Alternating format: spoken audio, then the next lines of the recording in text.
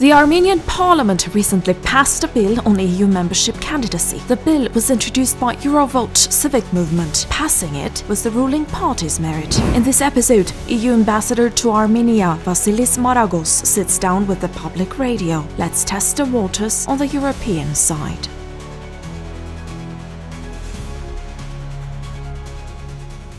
Mr. Maragos, thank you for sitting down with the Voice of Yerevan.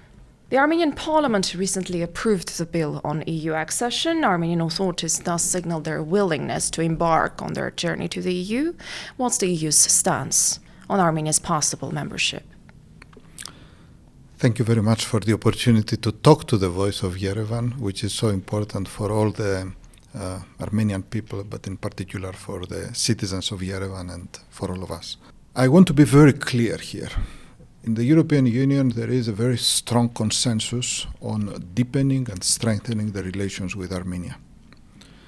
The commitment is there. It is among our member states. It is also among the institutions. This week we have had a delegation of the European Parliament.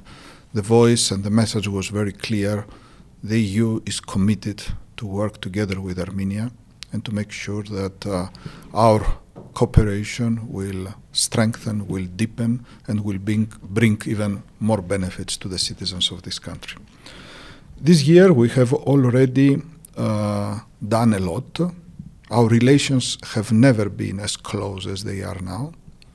We have extended the mandate of the EU mission in Armenia. This is a very important mission which is monitoring the borders, as you know, with Azerbaijan, bringing a sense of human security, but also building confidence among the affected populations. This is very much appreciated in Armenia, and we are very grateful for that. The mission has been extended for 2 years, as you know.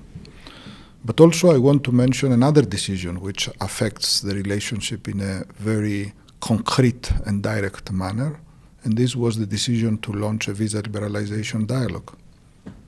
The visa liberalization is going to bring very concrete benefits to the citizens.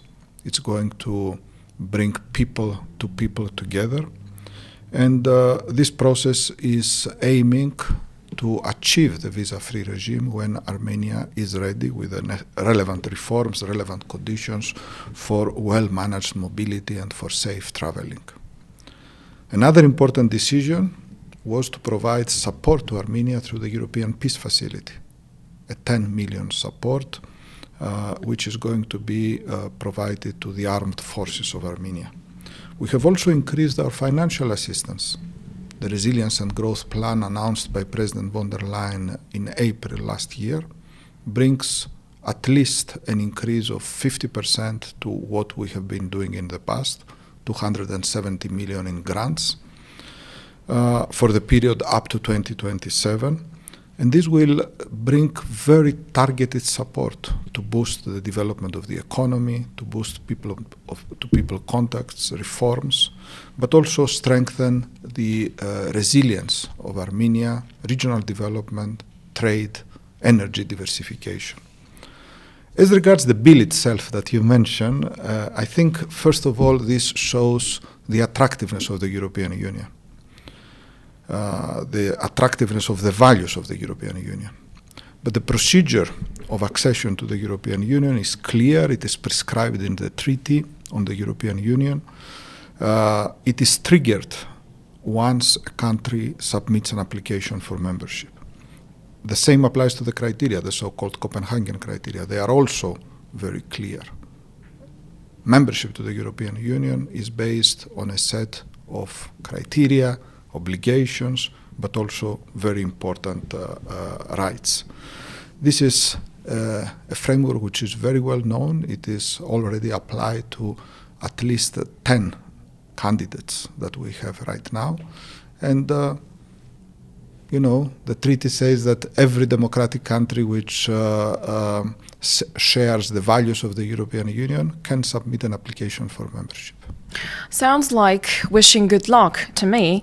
However, few EU member states have officially voiced support for this prospect so far. The EU's executive body, the European Commission, hasn't welcomed the initiative. I have in mind the bill yet. How would you comment? I think a comment on this issue can be made only when we are very clear as regards the procedure and the steps to be followed. As I mentioned, there is a very strong consensus. All the member states support the relations that we have with Armenia and they want to deepen them further.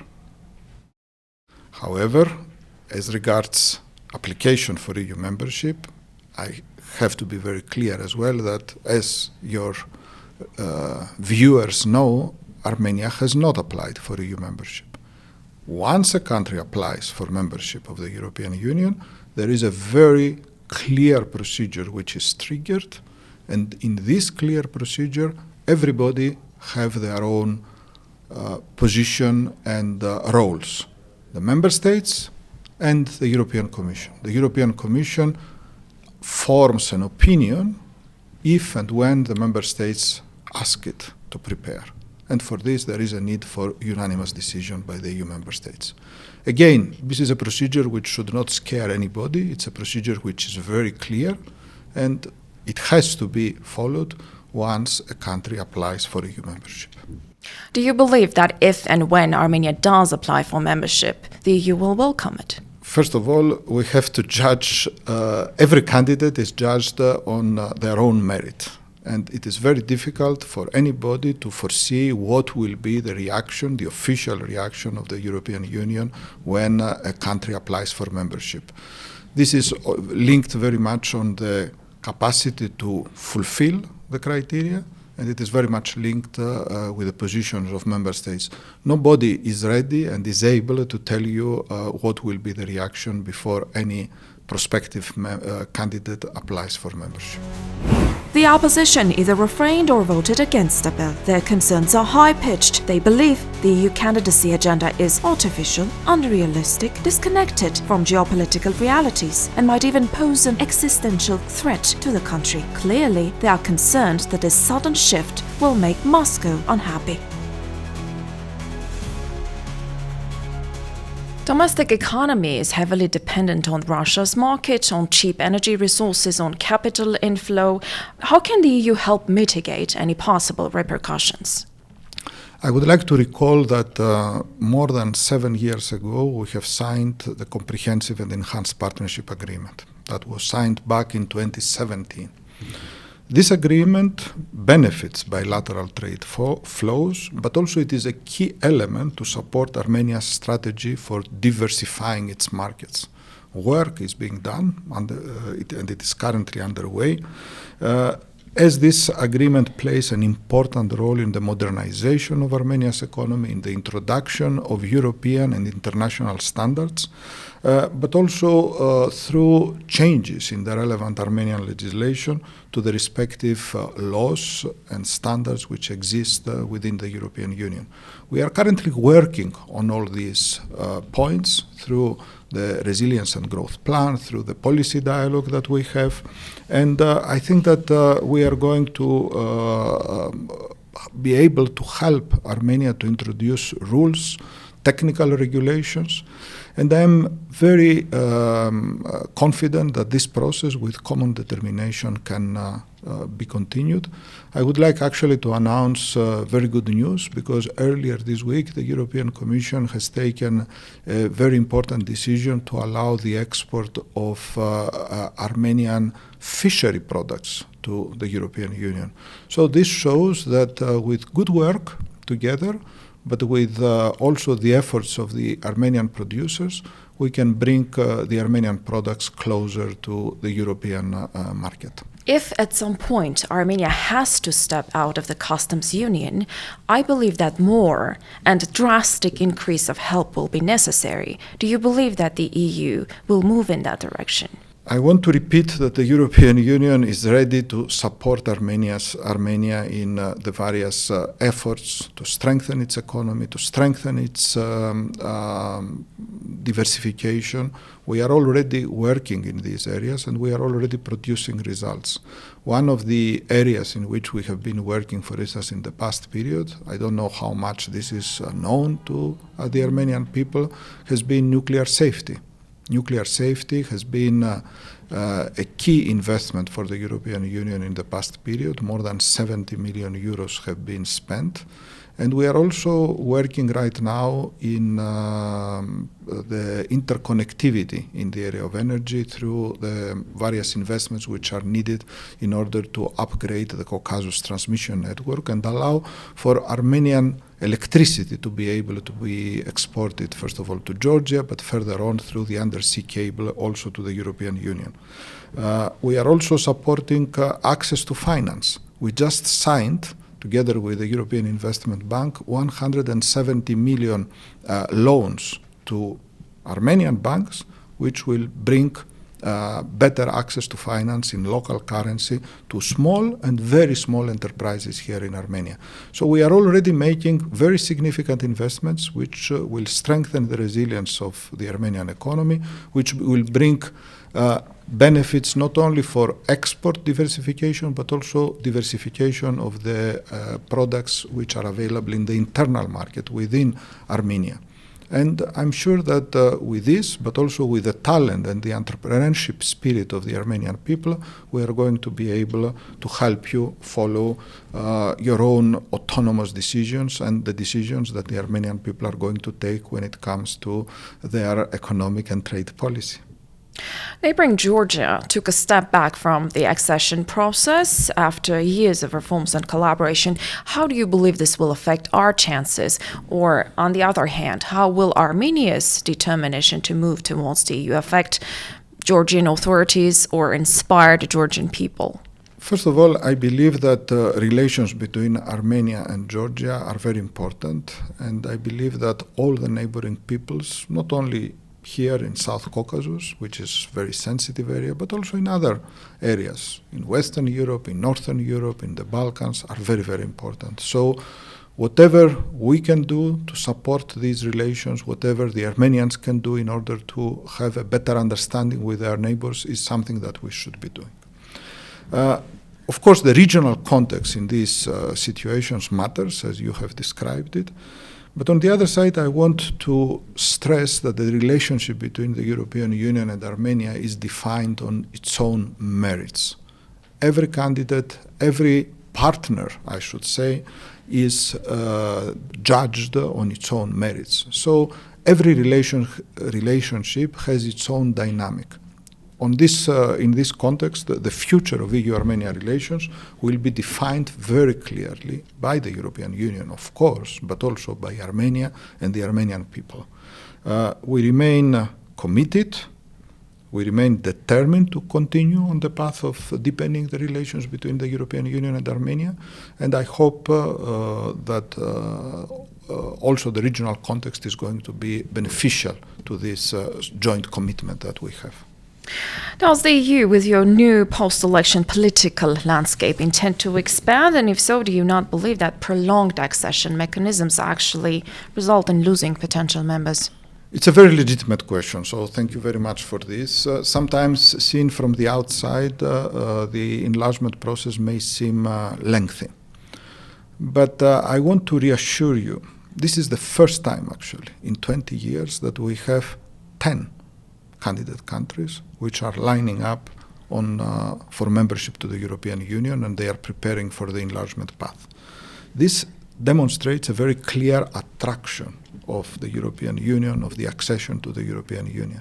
It is true that the process can be long, but that is in the interest of both the European Union and the prospective new members, because during this process of negotiations, there are very intensive preparations which are taking place. It is a thorough, merit-based process, as I already mentioned. It aims to make sure that both sides are ready for the moment of accession. Specifically, the accession process ensures that prospective members build stable democratic institutions, prepare their economy to enter into the single market, but also to follow fully market mechanisms. But also it is, and mostly it is this kind of preparation which is needed, it is the ability to implement the EU acquis, the legislation of the European Union. Because the EU legislation is implemented by the member states, by the institutions of the member states. The institutions at the central level in Brussels or in Luxembourg, wherever we have agencies or institutions of the European Union, they are mostly coordinating the process or monitoring the implementation of the process. In reality, it is the institutions of every single member state. It is the judiciary in every single member state which guarantees the implementation of the EU legislation. So this is why the process is lengthy, because you need to be prepared. And also during this process, and as the countries are adopting EU legislation, they are also benefiting from the results of this legislation, and they are benefiting from elements of integration that they are already having. Actually, in the current context, we are also implementing a process of gradual integration in the European Union, and very often benefits from membership do not wait for the moment of accession, but they are already coming to the citizens and to the businesses during the preparations. I would like, for instance, to mention one recent initiative for the countries to introduce the single euro payment area mechanism through the banking sector, which facilitates and takes faster decisions when it comes to payments between companies, between individuals. So all these are elements which happen during the pre-accession phase, and when a country is becoming a member state, it is ready in all accounts. From Brussels back to Yerevan, European Union mission demonstrated that political deterrence can be as effective as defense cooperation or defense partnerships. Do you believe that, for example, opening a consulate in Syunik region might be an asset? First of all, we are active and we are present throughout the whole territory of Armenia. You mentioned Syunik. In Syunik, we are particularly present not only through the EU mission, which is monitoring the borders towards Azerbaijan, and helping also on a daily basis the people in the border regions, but we are also present through our Resilient Syunik initiative. This is an initiative which has mobilized more than 150 million euros in assistance, most of it grants, but also there is an element of loan which is about to be finalized from the European Investment Bank. And actually this is a set of investments in small infrastructure, in human capital, in social services. We have just finalized one investment in solar panels in Terre, which is very close to Goris, as you know. And all this is a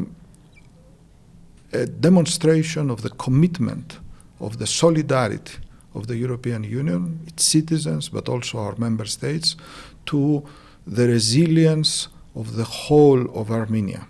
In parallel, we are also doing a lot of investments in Shirak, in Lori, in Tavush.